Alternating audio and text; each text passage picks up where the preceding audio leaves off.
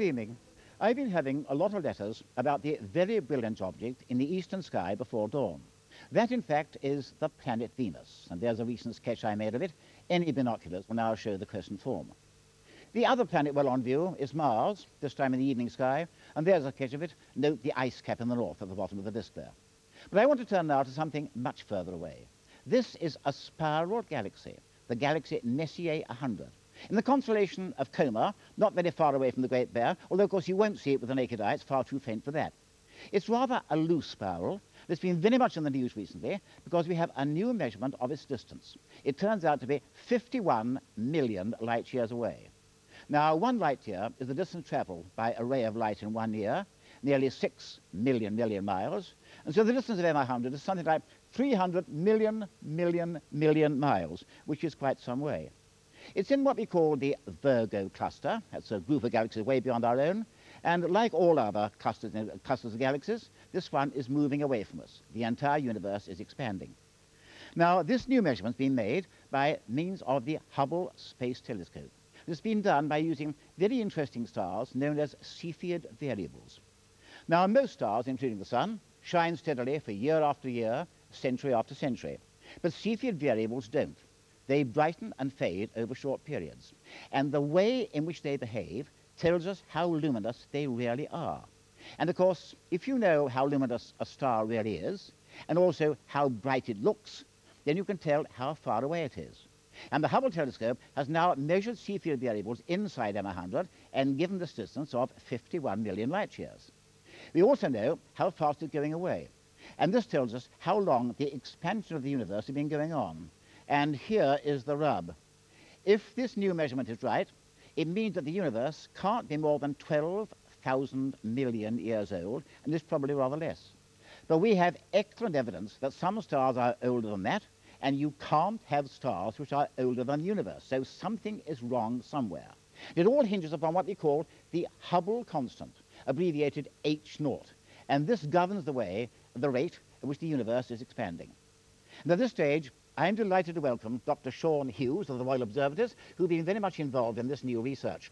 First of all, Sean, will you tell us something about HO, the Hubble constant? Well, in the 1920s, Edwin Hubble, an American astronomer, first noted that the more distant a galaxy appeared to be, the faster it seemed to be receding away from us. And when we plot this up in this so-called Hubble diagram, you can see there's a fairly linear relation between the two. And the ratio of the velocities to distance is, in fact, the Hubble constant. Now, knowing an accurate value of the Hubble constant is very handy indeed. In cosmological theories, it's required to determine the density of the universe and the age of the universe. And from an observational point of view, it's also extremely important because just by measuring a galaxy's recessional velocity, we can then determine its distance. Measuring distances in astronomy is a rather difficult thing to do. However, to determine an accurate value of H0, you need to know distances to at least the nearby galaxies. And measuring distances in astronomy is very difficult. For the very nearby stars, we can measure direct distances by the method of parallax. Now, this uses the fact that the Earth, here shown here in blue, which is orbiting the Sun in yellow there, can look at the nearby stars against background stars, measure their position against those stars, and then 6 months later, the Earth has orbited the Sun and is now looking at the star from a slightly different position. We can measure that position for the nearby stars, and by looking at the difference, how the star has moved, we can measure the angular distance. And because we know the distance from the Earth to the Sun, we can then use simple trigonometry to determine what the distance to the star is. Now, in terms of parallax, we measure angles in units of arc seconds. Now, an arc second is an extremely small measurement. For instance, the diameter of the Moon is half a degree, which is equivalent to, say, a 10-penny piece at a distance of 10 feet. Whereas a second of arc is 1/3600th of a degree and is equivalent to a 10-penny piece at a distance of 3 1/4 miles. So it's rather small. Now, a star with a parallax of 1 arc second would be at a distance of 1 parsec, and 1 parsec is about 3.26 light years. But currently, we can only measure stars, the nearest stars using parallax, and that's about 10,000 stars. To go beyond that, we have to use methods using standard candles, such as one favorite method is using Cepheid variables. Now, the way standard candle method works is that you know the intrinsic brightness of one particular object. You then find another object which is similar to it and assume that it has the same brightness. So that if you have two candles, for instance, side by side, when one of those candles is, in fact, more distant, it will appear fainter than the nearer candle. So the difference in brightness between the two candles will then allow you to estimate the distance between the candles. In this way, because we know what the intrinsic brightness of the Cepheids are once we measure their periods, we can then measure the relative distances between Cepheids. And we've used Cepheids to measure distances to our nearby galaxies. But the problem is that because of the blurring effects of the atmosphere, you can only go so far. To go beyond the nearest galaxies, you have to use the Hubble Space Telescope because it's well above the Earth's atmosphere, and so we can then resolve stars at a much greater distance and hence identify the Cepheids. Which, of course, you can't do from ground level. That's right. And in the case of M100, here is an image taken from the ground of M100 by David Malin.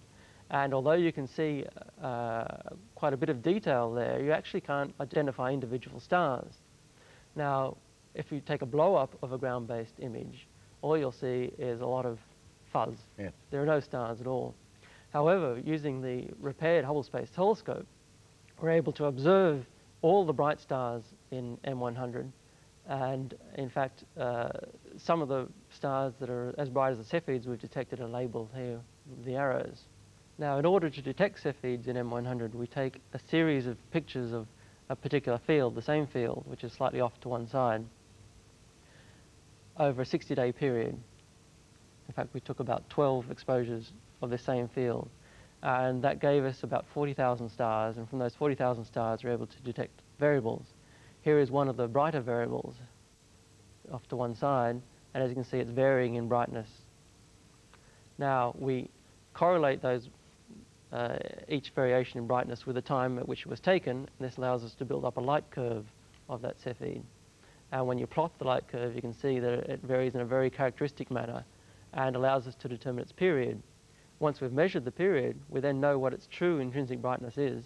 We compare that to the brightness determined from HST, and that gives us the distance to M100. Up to now, why has the value of the Hubble constant been so uncertain?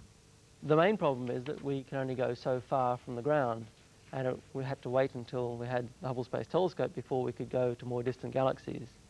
The reason why this is a problem is because although galaxies are expanding due to the Big Bang and the expansion of the universe, they're also affected by their near neighbours, and this adds an extra component due to the gravitational interaction between them.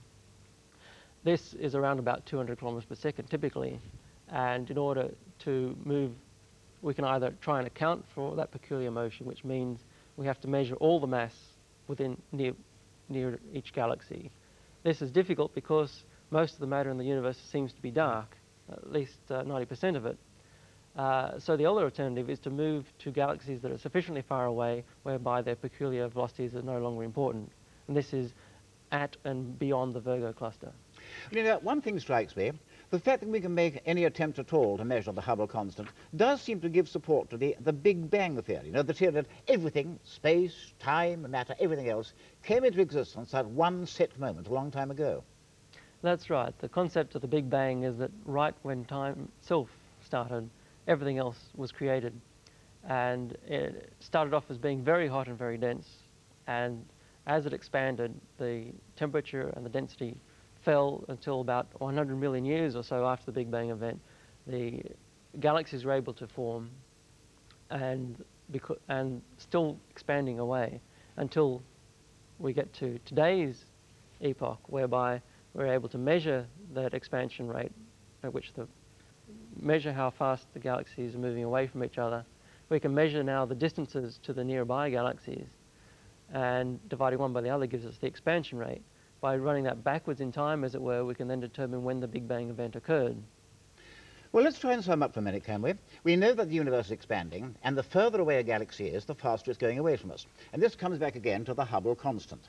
Now, the Hubble constant is measured in terms of kilometers per second per megaparsec, a megaparsec being 1 million parsecs, and the parsec being 3.26 light years.